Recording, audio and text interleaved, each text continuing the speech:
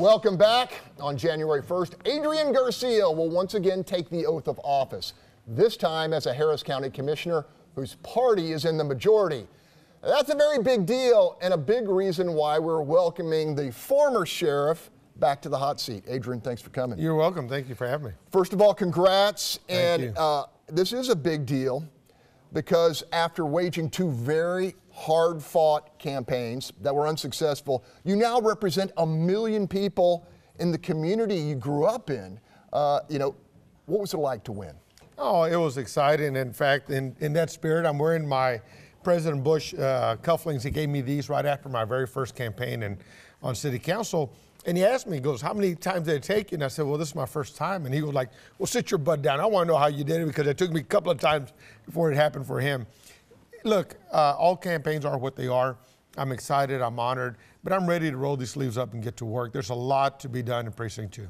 Together with Commissioner Ellis and newly elected County Judge Lina Hidalgo, you form a Democratic majority on the court.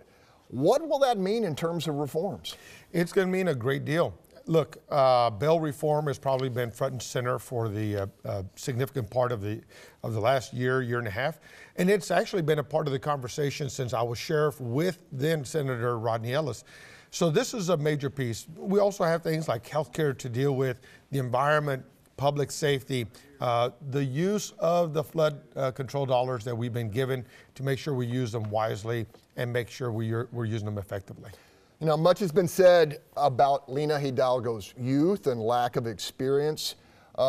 Given the sheer responsibility of running the nation's third largest county, is that a fair concern? No, I just resent that there is that kind of conversation. Look, Roy Hoffines became county judge at the age of 24. Judge Emmett became a state representative at the age of 30. Can only a woman become elected at a young age? She's competent, she's smart, she's capable. I am excited about the opportunity of her leadership. Will you and Commissioner Ellis, because of your experience in government, be able to offer guidance? Well, we'll offer it as it's required, but she's got a great perspective and I think a good focus on the things that are in front of us, and I'm looking forward to working with her.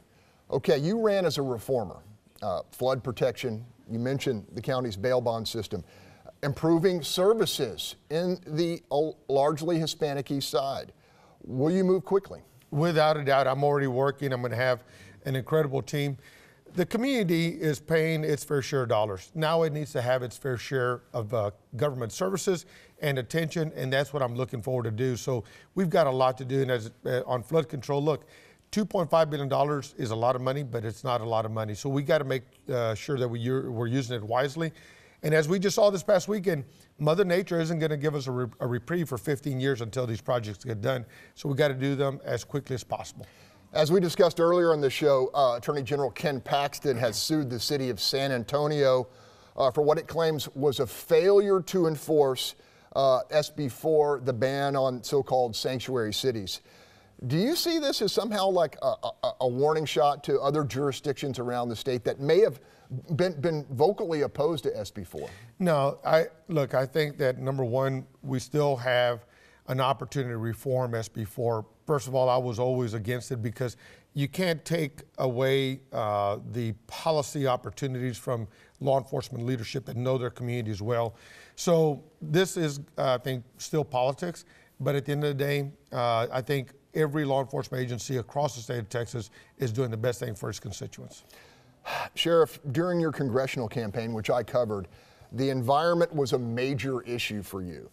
Given the heavy industry on the east side, how do you hope to improve health and safety while also preserving those generally pretty good paying jobs? Well, look, we never make one being an issue against the other. I support the refineries, the industries, because they are bringing jobs. They are part of our local and national economy, and I support that. However, none of that is permission to make people sick. If they are, we'll deal with it. Bad actors who are out there violating the regulations and the rules got to be dealt with. But by the same token, part of my transition is to assemble medical experts that can help me bring better access to health care in the area. Part of the reforms that I'm looking to work on is the expansion of Medicaid. we've got to bring those dollars down. It makes sense. I hope I can work with Governor Abbott to make that happen. But there's so much to be done in that area. And at the end of the day, look, the refineries are important. We wouldn't be Houston if not for the industry. But we have to work together to deal with these issues. Well, Sheriff, we're going to miss you on the panel occasionally, but we gladly offer you to the people of Harris County. Thanks for being here. Thank you, Greg. Thank you for having me. Okay.